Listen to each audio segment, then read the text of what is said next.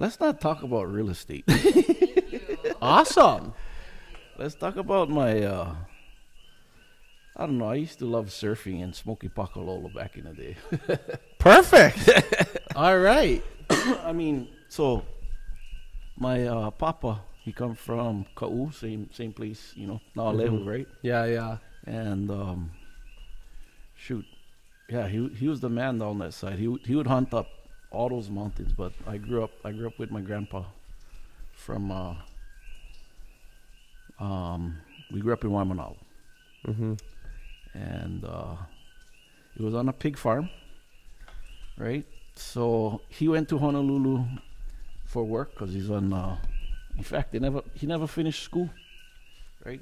I think the highest grade he went to was seventh grade, and yeah. So because back then it was all plantation, I guess he ended up, being on.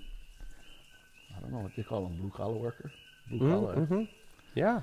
and yeah. So either hunting or fishing for the food, and then working for, I guess, what is that? The plantation guys. So he ended up being on sandblaster and on painter, and he worked for all the unions. I remember, but going back to Waimanalo, where I grew up, he brought his family there. Had 8 kids, right? 4 boys, 4 girls, and then my mom had me, and then boom, I was the ninth child. Oh, nice. So The last one? yeah, that was the adopted, you know, what they call that, Mopuna. Uh-huh. Yeah, Yeah. am I Grandchild? saying right? Mopuna, right? Oh, Puna. Yeah, that's the grandchild. So yeah, I was the spoiled one. Being brought up with my grandparents, so pretty much when we went to the store, I would get whatever. Oh, grandma, I like that. Mm. But yeah, times back then was pretty. That's my Mm. my too loud. Watch the hand if it's popping up on this camera. I don't need the watch. Look at his technical. This guy is all kind of devices. Also, you move your hands too far forward, it comes up. Oh, it goes like this. Okay. Yeah, yeah, yeah. Anyway, so my papa was kind of old school. Back in the day, I don't know if I come from that. They come from that era where they bust up their wahinis, right? So I used to see a lot of that growing up. Papa used to be alcoholic, or was alcoholic, so that was always there. Mm. And abusive to my grandma, but he always had put food on the table, roof over our head, so respect him for that, and hard worker. But he raised pigs, and then we used to make emu all the time, right? Every year we used to get together, and we had the emu, put like 20, 30 pigs in the emu, and I guess when the family get together, we prep the emu, and then make the food, and then put them all in Ziploc bags, and everybody go home with food for the year, right? So, kind of my upbringing with being raised with my grandparents. But then what happened was, eventually the land that we were living on was a leased land, so the lease was up, and then they kicked everybody out in that neighborhood. And this is on Hihimano Street, where the Waimanalo gym is. And then for some reason, I guess my grandfather wanted to come back to Big Island, and he put us right smack dab in Hawaiian Acres. Cherry. Huh? So I could remember, right, the roads, it always raining, right? So it's like rivers coming down the road, and then big piles of like big rocks going up. So we'd always have to pull on the side, grab the rock, throw 'em in the bushes so we can get home. And I pretty much grew up with no electric telephone till no telephone till I was like, I think 10 years old, which was pretty crazy. But that was life, right? Generator. Generator sometimes, but it was mostly kerosene lantern or a Coleman Mm. lantern or flashlights for do my homework. Mm-hmm. You did your homework. Well, Grandma, you can do my homework. Tutu. But yeah, I mean that's kind of where my upbringing came from is being raised by a single mom Mm-hmm. and my grandparents. But for some reason, even though I was living up here on the Big Island in the mountains, the freaking you know The cookie frogs. you know no, the ocean was calling me. The ocean.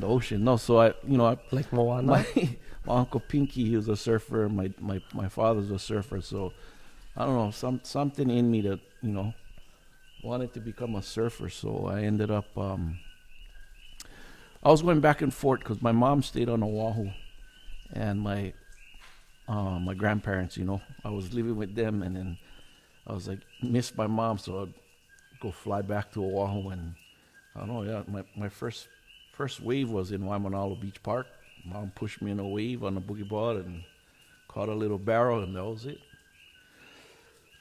And that's where okay, and that's where kind of where my love for the ocean started for surfing. So, you got any questions for me? Awesome. Yeah. So, tell us about like getting sponsored, kind of your surfing career. Shoot, yeah. I mean, like, I was all into boogie boarding because it's kind of like it just kind of went down that road, right? Mm-hmm. And first, I don't know if you guys ever remember the store in Kailua called Woolworth. Bruh, it's now Target. Uh-huh. But Woolworths had this one blue boogie board with the fins on the back, and that was my first board. Mm-hmm. But eventually, I got better, and sponsorships shoot never come to like later. But I remember they had this boogie board contest. It was from Maury Boogie, and Bob Thomas was holding these events. It was free for kids, so we would go from like Waimanalo Beach Park, Makapu'u, Sandy Beach, and if you were at like top 6 or top 3, you would get points, and then you would at the end of the series you would be eligible to go to the nationals in California. So At the wedge. not the wit, Oh. Oceanside, California, I think by the pier over there. Uh-huh. So I mean so I would be entering contests. My favorite bodyboard I used to ride was the Mach 77. My favorite board, and then Mike Stewart's board, right? The black. I don't know which Mike Stewart SS or something was. I don't know. Bro, that's before my time. Oh, crap. I was like 4. And then I for some reason like the Viper fins. I don't know, the big old fins. Mm-hmm. I ended up cutting them though, so it would not be as big. Yeah. But I ended up like doing the competition thing, winning events, and then landed a spot to go to nationals. And then when I was there, I was able to get picked up by Viper Fins, and then eventually I got sponsored by like Cartel, Mm-hmm. and it was mainly like product. I wasn't Right. like the Mike Stewart or Ben Severson, all of these Mm-hmm. name brands. It was more underground. But my favorite thing used to be was drop kneeing. So I was a drop knee guy. Mm-hmm. So Drop knee arse. drop knee arse. Just drop knee snaps and catching barrels and stuff was just really stuff that I like to do. So I mean I could do both prone and drop knee, but So you got sponsored for bodyboarding, not stand-up bodyboarding, surfing. not this is after I went away, right? Stand-up surfing was when I came home. So prison, we was bodyboarding. Pre-ground, right? I was in ground stage. I got you. I built my foundation. Right? Uh-huh. So on the oh, boo! Bro, it's the Puna guard station right there. You know what I mean? Holding it down. So yeah, I mean, I grew up over here, so I used to hitchhike from Hawaiian Acres because my grandfather, my grandmother didn't know how to drive. My grandpa was always gone working, so either my aunties would take us to the beach, or we would just grab our boards, me and my cousins, and walk down the road and just put a thumb out, and catch a ride to Pohiki. Um, and Pohiki was freaking insane, you know. Where were you surfing? Secrets. Secret, like that whole spot. So Secrets, Third Bays was my favorite when it was cranking, but the shacks, of course. But yeah, I mean, shoot, hitchhiking, right? Like back then, I mean, it wasn't as dangerous as it is now, but I mean, it was a fun time. A lot safer time. Lots like- Yeah. yeah, I think more trustworthy people. Yeah. Not like today, right? So crazy. We used to get notes. Like when I was in high school, if your parents wrote you a note, you could bring your board to school, and then on the way home, the bus driver would just drop you off at the beach. So we would take our boards to school, just get notes, and then on the way home, we just get dropped off after school and surf. Sick, but where you guys used to Kawa? Yeah. Actually, in my yearbook, I'm class surfer. Oh, that was major. You know what I mean? Barrels, boost. Pipe dreams, liquid shelter. You know what I mean? Oh my gosh. Back then, in my yearbook, I almost had hair like this, but real was. Like it was real. You know what I mean? Curls. Oh, brah. Yeah. Oh my goodness. Yeah. But yeah, I mean, surfing is super. It was life. That was like all I wanted to do. I wanted to be on pro bodyboarder, be in the magazines. But I started hanging around with the wrong crowd. Alcohol is like always there with my family. So, drinking, smoking, pakalo right there. My What was the mean strain? Oh, my papa was, from Ka'u, so he knew how to, he knew how to, he had some green thumb, right? So The White Widows. the white widows or the purple, The Blueberry Cross. all of them. Huh? Yep. Never have the cookies yet, huh? That was how they made, my papa then made their side income, huh? So besides the painting and, sandblasting, he would, I guess that's In how it Hawaiian was Acres. before the green harvest. I don't know. You remember green harvest? Yeah. Yeah, That was in the yeah. 80s, though. Yeah. When they would come with the helicopters and you see all a bunch of Yeah. yes, sir. That's Action. our old uncle. Uncle. And so now what? Today you into the foil, huh? Shoot, yeah. I mean, I got involved with the foil thing. I really didn't want to because I knew I was gonna be addicted to it. Uh-huh. So I just seen a lot of my friends doing it. So I was watching, a couple of my friends, Kalani Vieira and Kavika Carvalho, and they was just going. I was like, man, I don't think I like do this stuff. But if I was to do it, I would call them. So I did. After a year of watching them, You had the FOMO. I said, you know what? Call them up. I come into Kauai, visit you guys. They're like, yep, come up. So they ended up towing me behind the ski. Freaking full on caught cracks. Falling left and right. I mean, it's not an easy sport, but I kept at it. So I ended up that day buying some gear off of them, and then went home and just practice. And then, now, shoot, I'm, sponsored by GoFoil, the GoFoil team.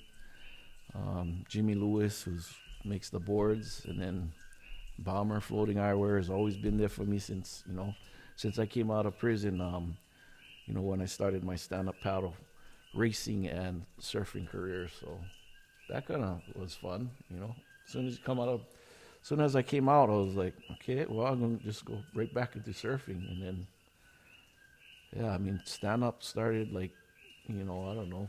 It's been a while. Like Waikiki, I remember some uncles used to do the stand-up thing.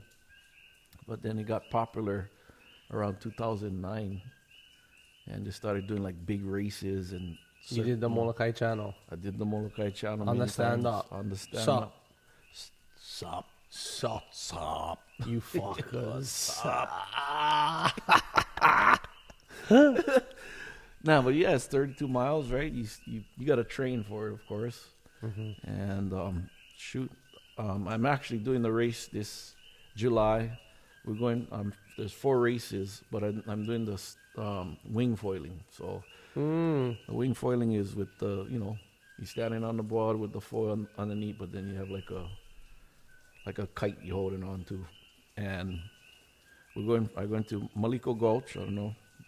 So we're going to fly from Maliko Gulch to the harbor, Kalui Harbor, and then from Fleming's Beach the next day to Molokai, and then you got to race on Molokai from one end of Molokai to the other, and then from Molokai to Oahu the next day.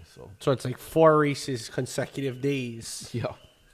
So Wow. So the Maui one is just Maliko Gulch. I don't know. I think it's like 9-10 miles somewhere around there. So how do you? Is it like you win all of them, or I you don't know win if how they're one? doing them. I think they get them in different. They might have them in different age divisions, or. But it's probably you against the clock, right? So Right. I don't know. Get plenty of racers. So When are we gonna see you get barreled on the foil? Huh? I've been, I watch your foil videos, soon. and I'm waiting. Like when you gonna get full cover on the foil? Bro, I think it'll chop your neck right off. That's pro experience, though, bro. You gotta get shocked on the foil. Yeah, I mean they got these things called like the foil drive, and they got these props on the foil, and then you have this remote control in your hand. And I think that's when you're gonna reach your next stage in life. I think Like when you finally get barreled on the foil, that's when you're gonna elevate to the next life stage. guys are already doing it, bro. Rah. Tahiti, they're doing it in Tahiti, so Yeah. give them props. Tropo on the foil, getting barreled. Bro. Getting cracks too, Major. and making them out too. Man. Uh-huh. There we go. Soon then. Soon, We can expect that. soon. Yeah. Once I get my motor on my foil, then we're going out. Then you can get barreled on them. Flips. That's on the wing though, huh? No, No. with the motor on the foil. Oh. Yeah. No, I see guys doing them with the kites though. Kite can. Yeah. but I'm old already, so I'm not gonna be doing crazy stuff like that. How was you in jail, Fuzzy? You was pretty yoked. Like when I you came went out, in- you was I went fit. in. Yeah, I came out fit. For Yeah. sure. Yeah. Best Every shape morning of my you was life. hitting those burpees. I Huh? wasn't doing burpees. I was just doing weights every day. Pop Weights, tall, 4 a.m. 5 days a week weights, and then I would run. And then of course, training, right? Training, like nutrition, right? Eating. And yeah, I just spent my time with some guys in there that were white collar crime guys who, was businessmen, smart. Kind of gave me an edge when I was ready to get out. I sat with some businessmen that taught me, about when you get out, like how to invest money, how to invest your money and stuff like that, how to network, and then also I was able to learn, some real estate in there on just like the beginning stages, right? On where to find deals, how you can fund deals, the tax breaks and stuff like that. So, How do you think your past has shaped your future? shoot, man, I don't know. I think my past can be shared as an inspiration for others that went down the same path or going down the path that went down. Because I was a little bit rascal. I never listened to my parents. I know all of us don't, right? Majority. And I got involved with a lot of the drugs, selling drugs, doing drugs, partying, and then just didn't realize the impact what I was doing to families that I was selling the drugs to. So, but then when I went away, I realized, okay, shoot, I was just not doing good to my community. And when I came home, I definitely changed the party I was hanging out with. So when you go into your business ventures or endeavors that you're doing, what kind of mindset do you have? I spoke to somebody the other day and they said to me, that's a little out of my comfort zone, or I'm not comfortable doing that in terms of a business endeavor kind of. It wasn't even really a business endeavor. It was more so social media. Just making reels, just being in front of the camera. And so, how do you view situations that may be maybe uncomfortable for you? It's gotta boil down to your why. How strong is your why to your why in life, and that's one of the reasons why I'm at the point of where I'm at today. My why was to not be struggling in life, not work as hard as my grandparents or my mom, and then be able to spend time with my family. So my why was that important. So how important that why was, what happened was it wiped out any fears of anything in my way to get what I wanted.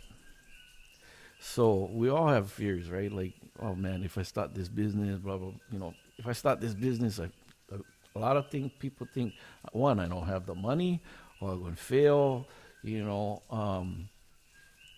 you don't know until you take that, you take that step, right? And I don't know. I've just always been rascal, so risk taker, right? So you gotta just tackle the fear and make the mistakes. Because look at me, I went away, I made my mistake. I mean, I could have kept making the mistakes because the money would have been more easier. Like inside there, get more people, more connections in the drug industry, and coming out like the temptations was right there. Yeah. Because all the bigger guys now, and I'm super stoked I didn't take that up again. And But there's still some things you're afraid of. the sharks Yeah, in the water, on land too. on land too. Bro, where are they? They tend to take your shine away, Nana. Oh, No, get partners that come on board. Partners come on board, and then just things don't work out. So I mean, that's the decisions that you got to make up front, right? Deciding who your partners are, and sometimes things don't work out. So, but yeah, it's a very sharky world nowadays. yeah, they just keep reproducing and populating, and like there's kind of just more and more. Yeah, that's kind of what happens. So, I've been asking you for a while now, like when you gonna get barreled on the foil, Oh my gosh! and it seems like something you're afraid of. Oh no! So I'm wondering how you could relate this experience to like a business experience. Like you're on the wave, you're already on the foil, you're riding it, but like you've come to this point where you're like, okay, I'm on the wave, I'm on the foil, but I just can't quite get barreled because of whatever. I can get barreled. But you haven't. You could. You're right. I can tell you why I haven't gotten barreled or been filmed on a wave getting barreled on the foils, because I've been doing all this real estate, bro. I see. I see. So okay. it's coming. Okay. Like, I just trying to free up my time. Mm-hmm. And we're gonna get them.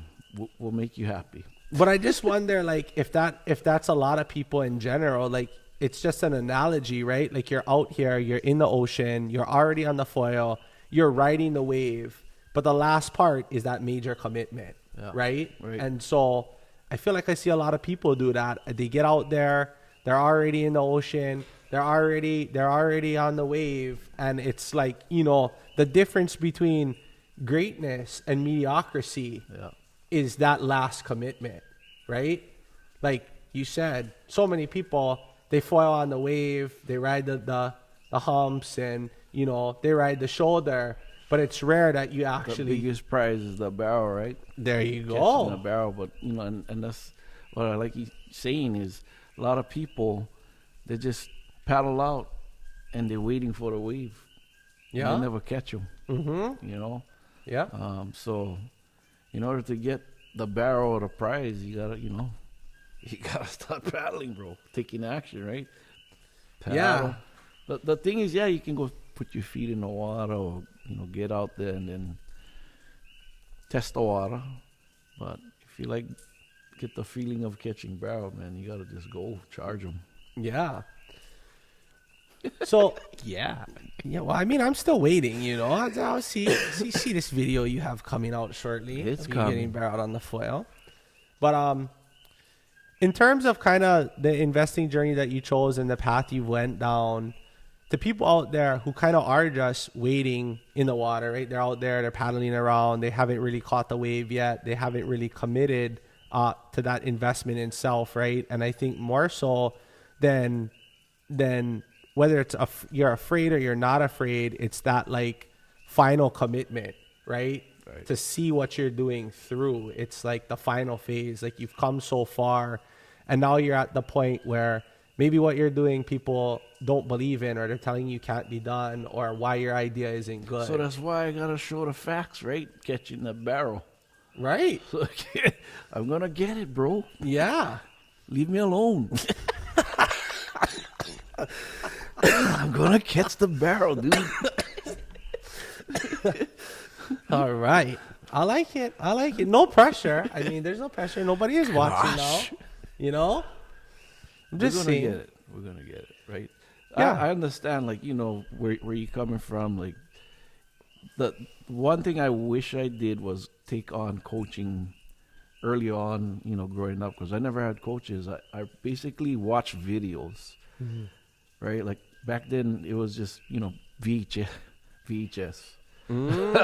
So Don't show your age. VHS is right. Popping the tape, watching the surfing, and just watch the guys doing their moves, and then go try imitate what they're doing. Yeah. Never really had a coach, so I wish I did get a coach, because then I probably would have been able to get farther ahead or sponsored faster. But hey, you know what? It was just fun growing up, in those times. In terms of surfing, you mean? Yeah.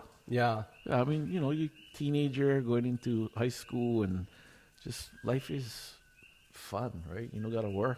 Yeah. Nowadays, it's like, after high school, you gotta go figure out, okay, do you go to college, or you go work, or get on trade, learn on trade, or, What do you think? shoot, I don't know, sell drugs. I mean, that's kind of what a lot of people do, because it's easy money. Nowadays, social media. I mean, it's I never even had phones back then. Yeah. Yeah. I mean, we had the beepers and stuff like that, pagers. You remember that? Bro, so this guy's got a bullet ear wig on. He's telling us about VHS, and now he's dropping beepers. Like, if Friday is not... I mean, don't tell us how old you are without telling us how old you Pretty old. But I can still get them. That's why we are changing VHS tapes and fucking getting beeped. Hey, remember you had to rewind the tape? When the things fall, you take them out and rewind the spool. Hey, when you came out, you had CDs. Yeah. Cause I got...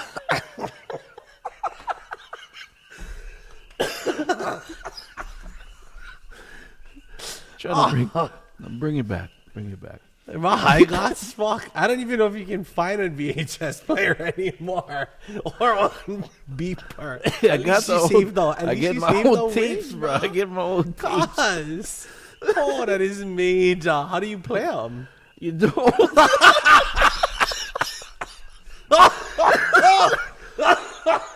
You don't, bro.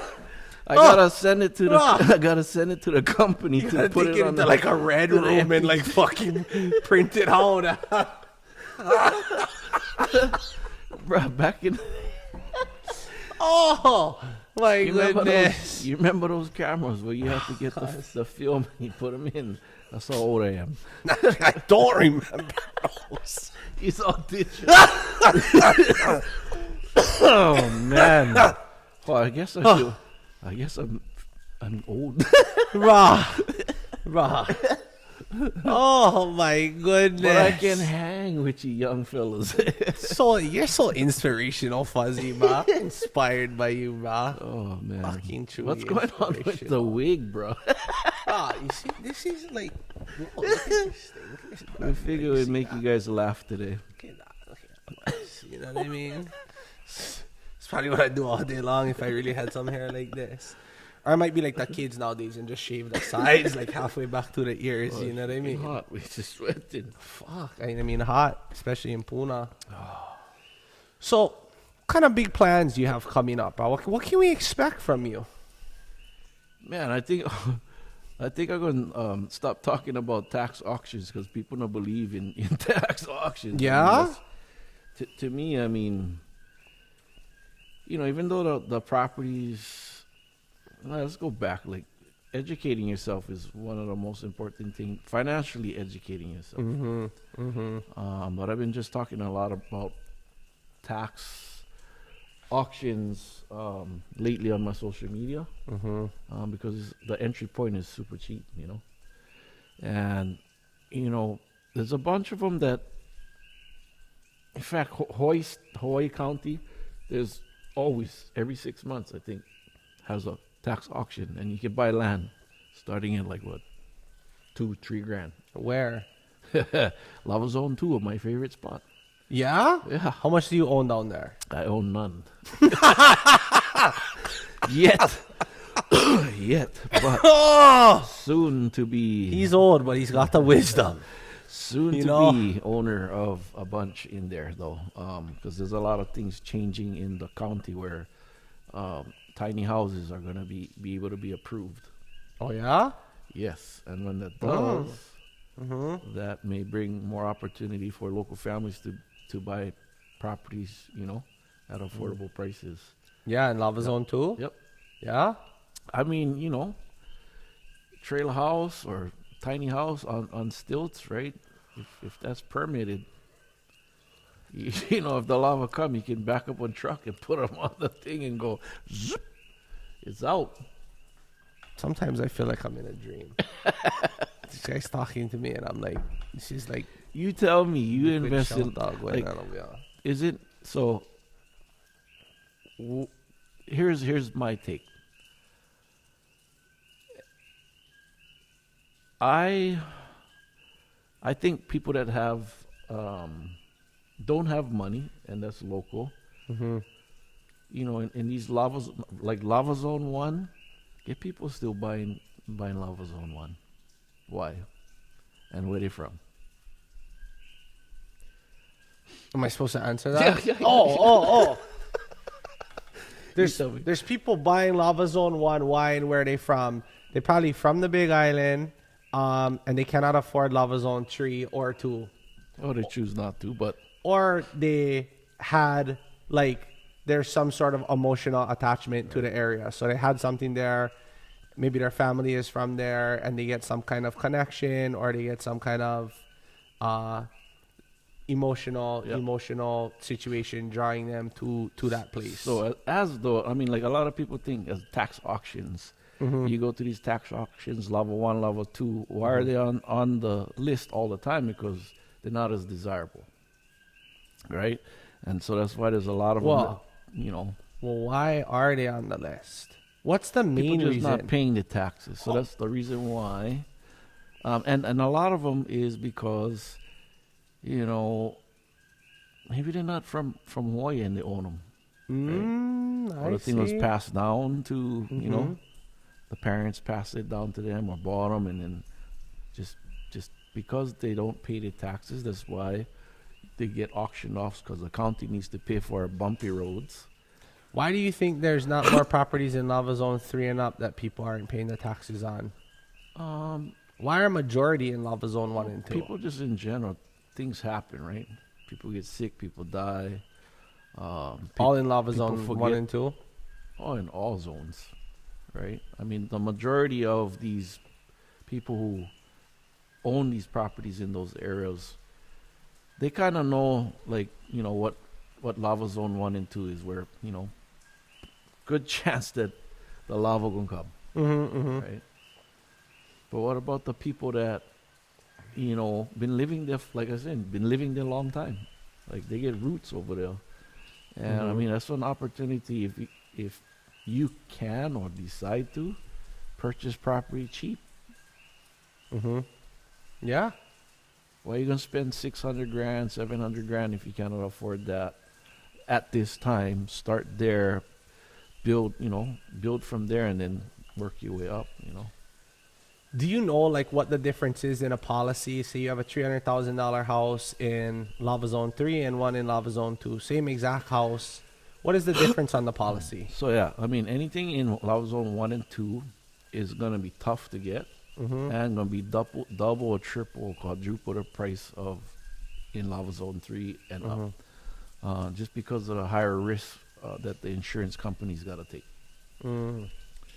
But there's a trick to that, right? If you can get the insurance, Talk to me. off the record, Like trick daddy. like off the record, I see. you just gotta do your due diligence, right? Do your due diligence before you make investments in anything. But you like eating barbecue, yeah, and the gas grill. Well, it depends who. Sure. For agreement's sake. So insurance covers fire damage, but not lava damage. So if you get a bunch of trees around your property, and or you get the house catches on fire and you get it on tape, now you're covered, right? So what people tend to do is figure out a way when you put these gas grills Neareth thy house. near thy house. Neareth. And Not a lot near. of I see. I see. to Uh-huh. protect your assets. But this past big lava flow that went through and took out like almost 1,000 houses. I think the state gave people back some money, right? I mean, but I don't think all of them got what. It was worth. Yeah, Yeah, of course. I mean, Yeah. at least they walked away with something if they chose, Mm-hmm.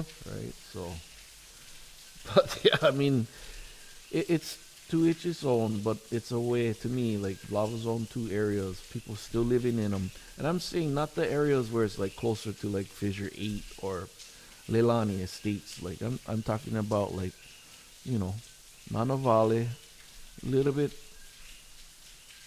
I would say like the Waianae side, similar, right?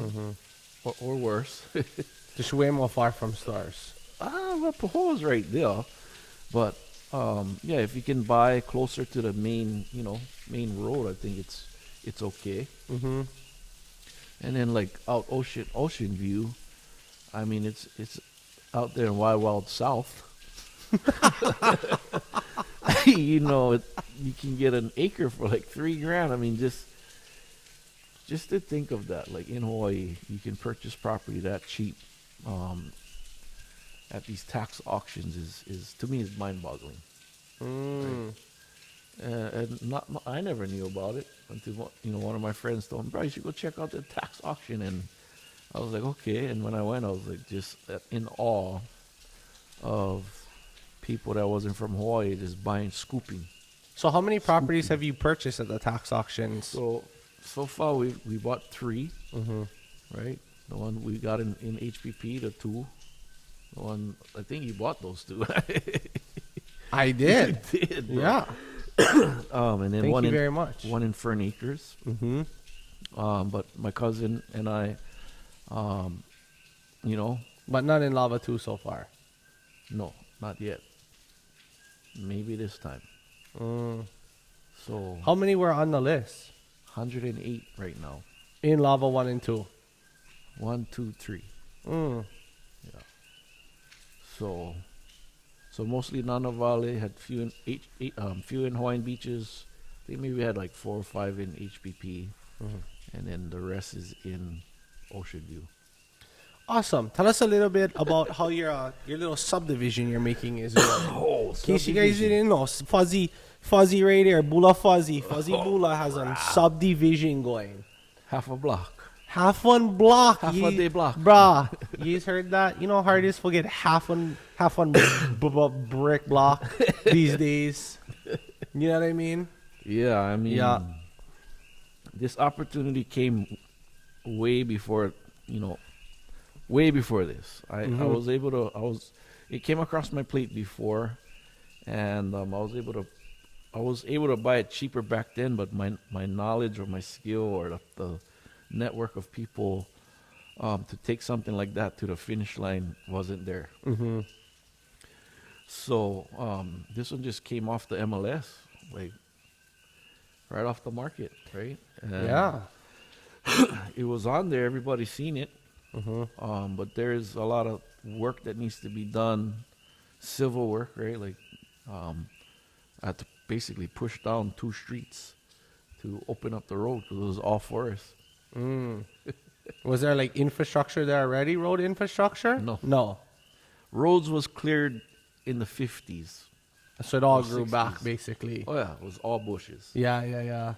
Down the center of the road, like Uh-huh. up there where I got this property, there's a few streets that have this huge lava tube that goes hundreds of feet down. Mm-hmm. But I'm blessed that we never get that part.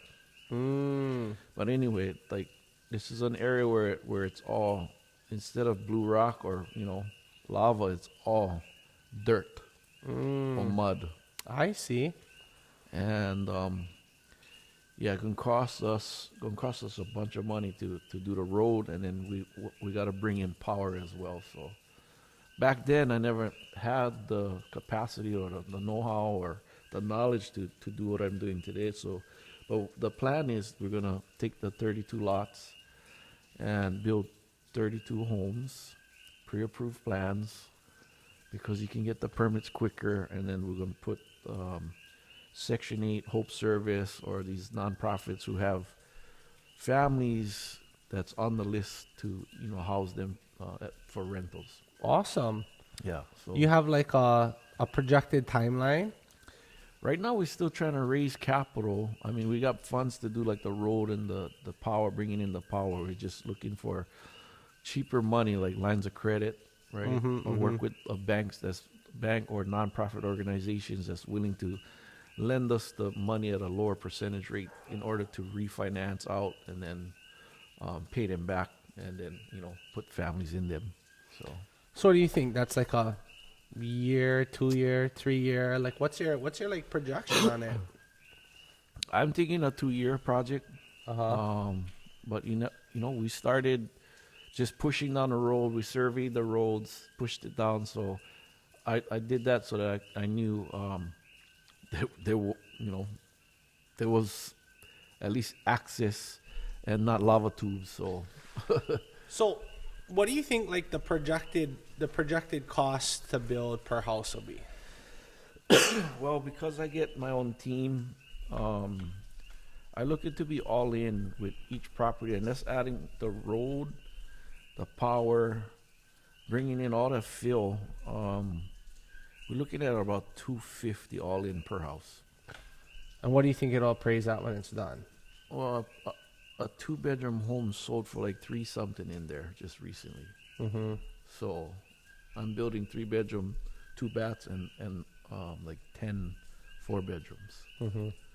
So I mean, in the mid 3s maybe. Well, like Mid-threes. 100,000 a house, maybe. If we resell it, but the plan is to keep them and refinance if we're able to get the money. Not if, when we get the money from lines of credit. So when I talk about lines of credit, it's like anywhere from 3% to 5%, and it's not from traditional banking. It's from like lines of credit through like these nonprofit organizations that have grants that is willing to give back to our Hawaiian community.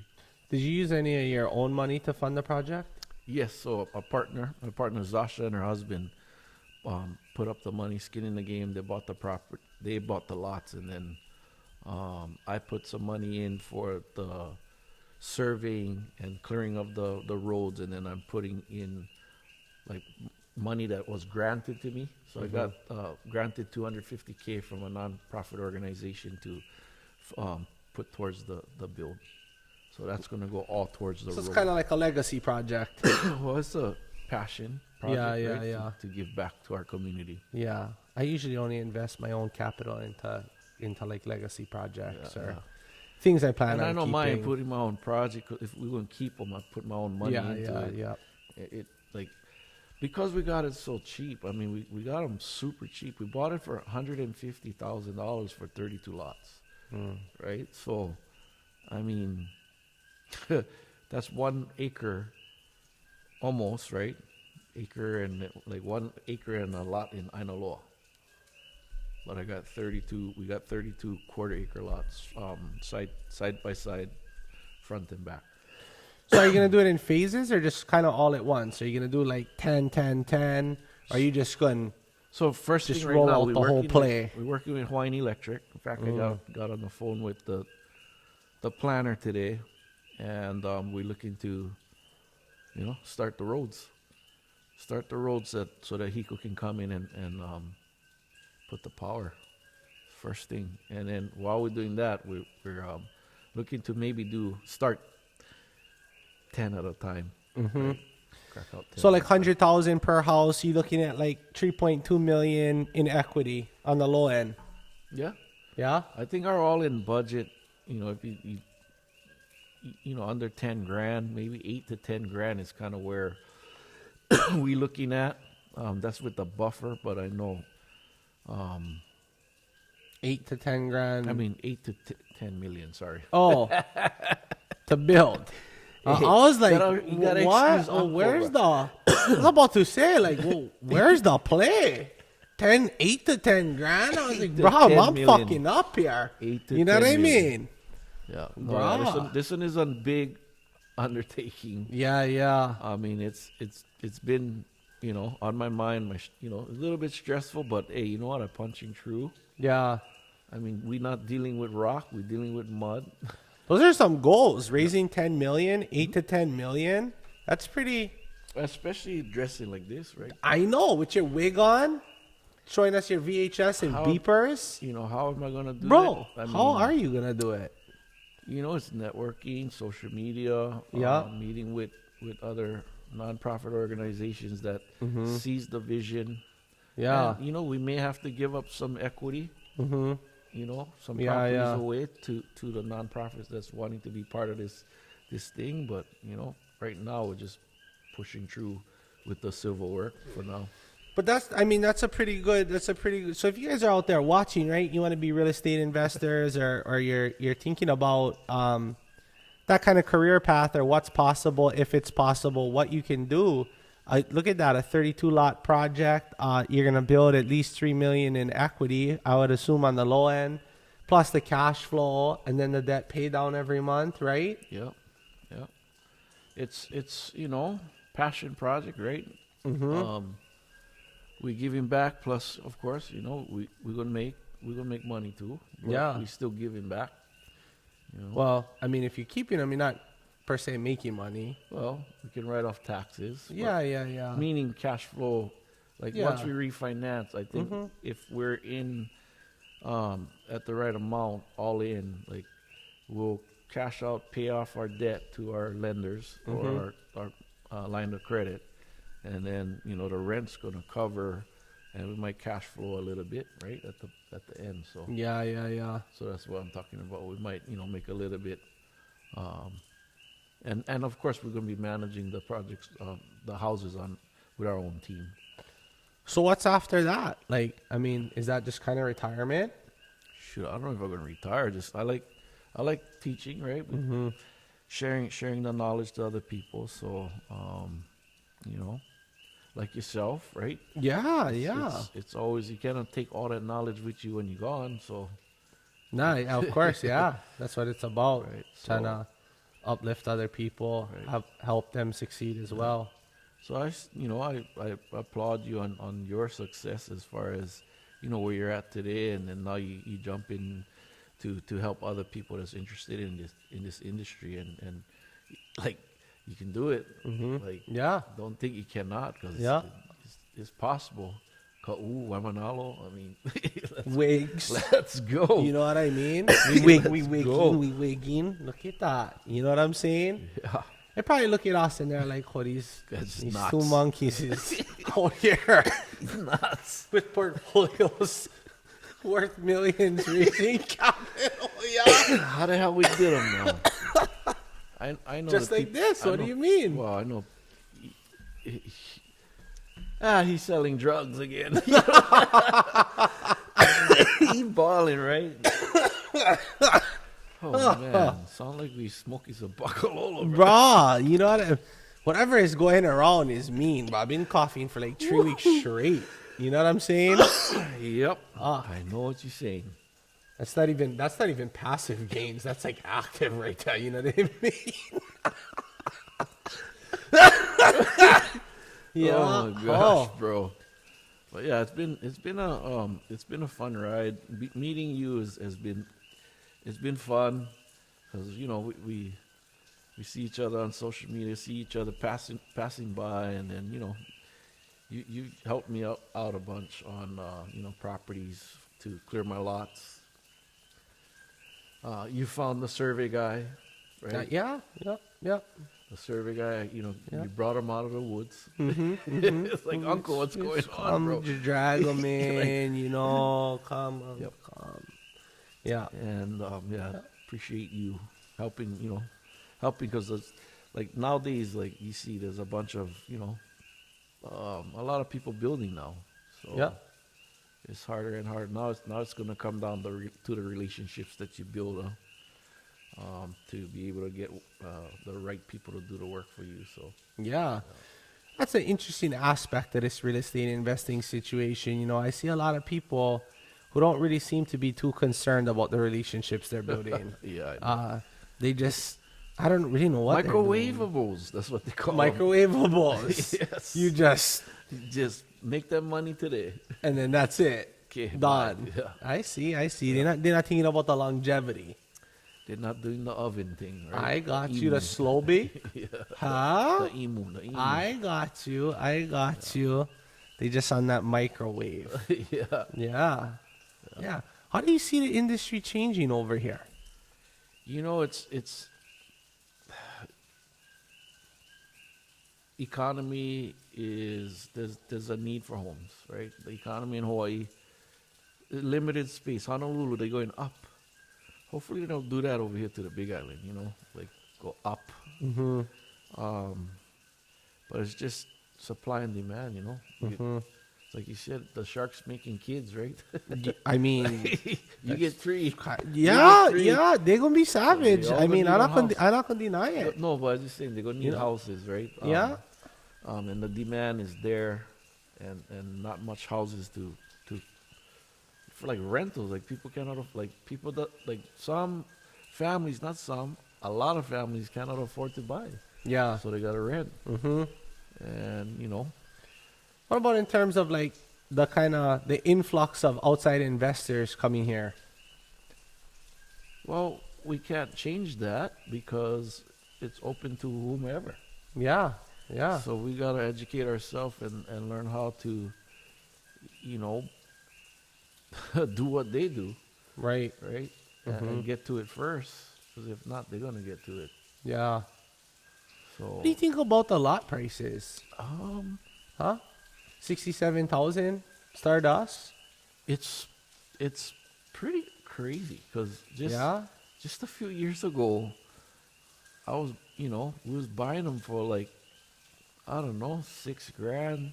I mean, 10,000. who's buying? Like I'm here's- stumped out. I'm stumped out here. I'm gonna tell you something. That's telling me, and this is me, OG now. I've been in the business for a little while, not 20 years. I mean, it's been about 11. We most likely we're gonna see one crash. Not crash, but like one little hiccup. A little hiccup. Little hiccup. Yeah. I could be wrong. The baby going. Spit up a little bit. I could be wrong, but Mm-hmm. because if you look at history in HPP, prices was as high as it was before. I don't think it'll go back down to In 20 '01, grand though. I wish the thing go back 20 grand. No way go back to 20 grand. I think the demand is super high, Yeah. so the price is gonna stay that way. Mm-hmm. But I think there's like the people who's buying at that pricing is either buying to keep. Right. Yeah, they're not flippers. Mm-hmm.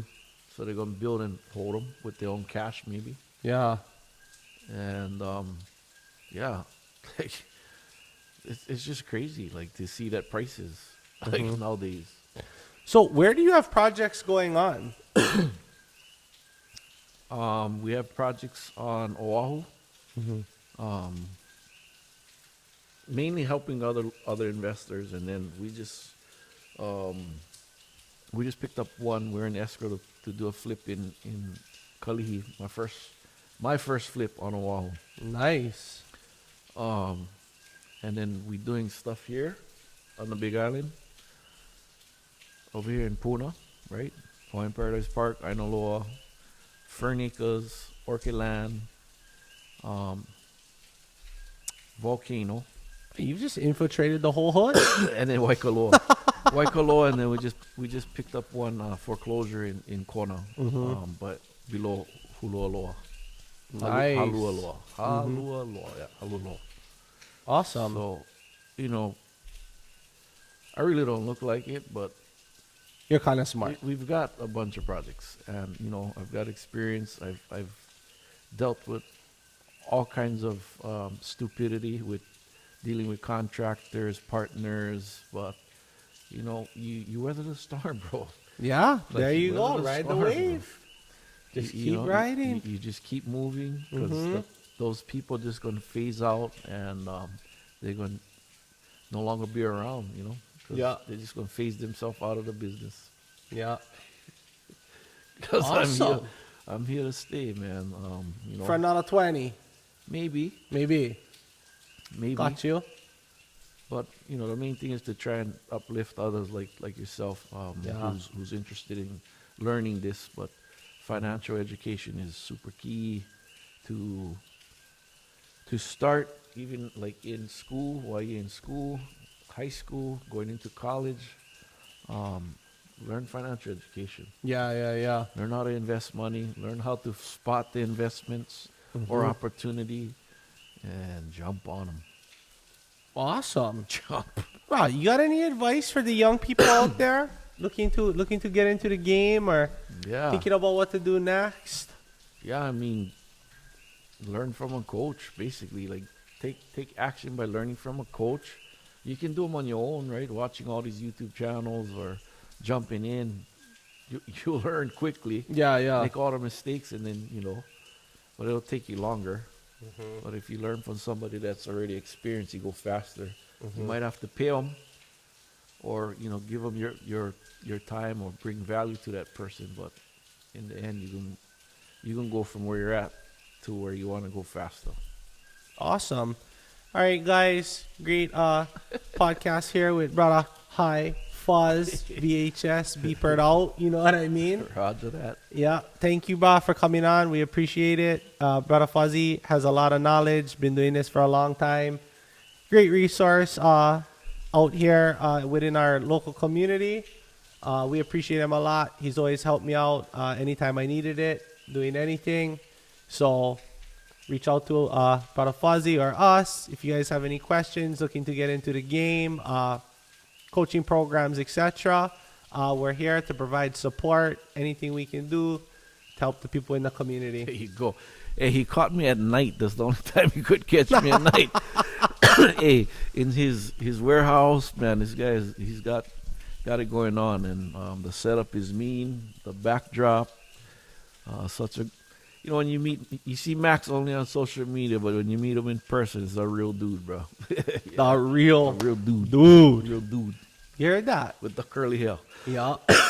From the dirty south. Oh, Oh! I like that. Yeah. In college, I had a huge sticker on my truck said Dirty Dirty South. South, Yeah, bruh. you know that. You know how we do. Right on, guys. Awesome. Aloha.